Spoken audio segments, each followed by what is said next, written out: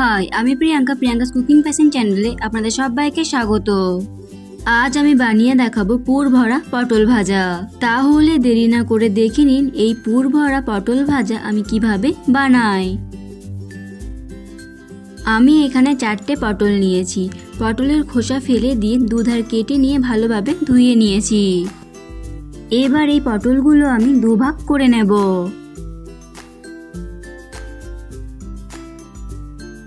এবার চামচের সাহায্যে পটলের বীজ আর শাঁস বার করে নিচ্ছি।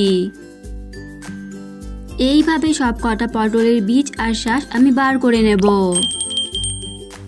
এবার এই পটলের মধ্যে দিয়ে দিচ্ছি সামান্য লবণ আর সামান্য হলুদ গুঁড়ো। এবার পটলের মধ্যে লবণ আর হলুদটা মাখিয়ে নেব।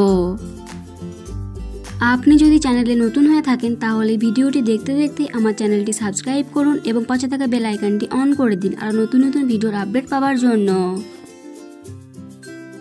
এরপর পটলের শাঁস আর বীজ আমি পেস্ট বানিয়ে নেব আর দিয়ে দিচ্ছি সামান্য জল। এখন এটা খুব ভালোভাবে পেস্ট বানিয়ে নেব। কড়াইয়ে তেল গরম হতে বসিয়ে দিয়েছি। এবার দিয়ে দিচ্ছি সামান্য জিরে, একটু নাড়াচাড়া করে নেব।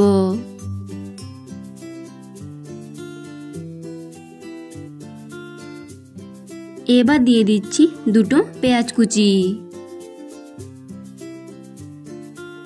পেঁয়াজগুলো লালচে করে ভেজে নেব।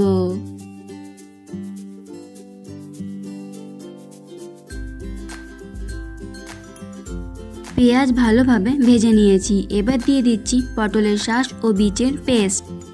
দিচ্ছি হাফ চামচ লঙ্কার গুঁড়ো, হাফ চামচ জিরে গুঁড়ো, হাফ চামচ ধনে গুঁড়ো, হাফ চামচ গরম মশলা গুঁড়ো, হাফ চামচ হলুদ গুঁড়ো, পরিমাণ মতো লবণ আর দিচ্ছি হাফ চামচ আদা বাটা। এবার এই সব উপকরণ ভালোভাবে কষিয়ে নেব যতক্ষণ না মশলার কাঁচা গন্ধ চলে যাচ্ছে।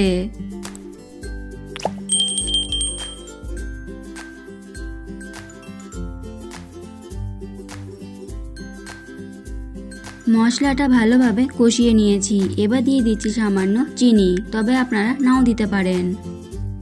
এবার এটা নামিয়ে নেব। এবার এই পুর পটলের মধ্যে ভরে নেব। ভালোভাবে চেপে চেপে পুর ভরে নিতে হবে।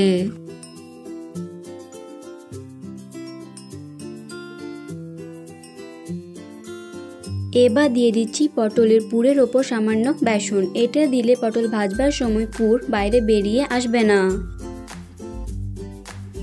তবে খুব বেশি বেসন দেওয়ার দরকার নেই।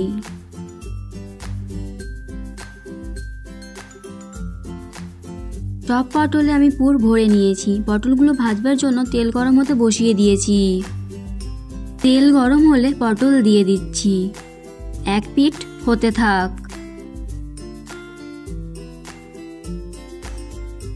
এক পিঠ হলে উল্টে দিচ্ছি।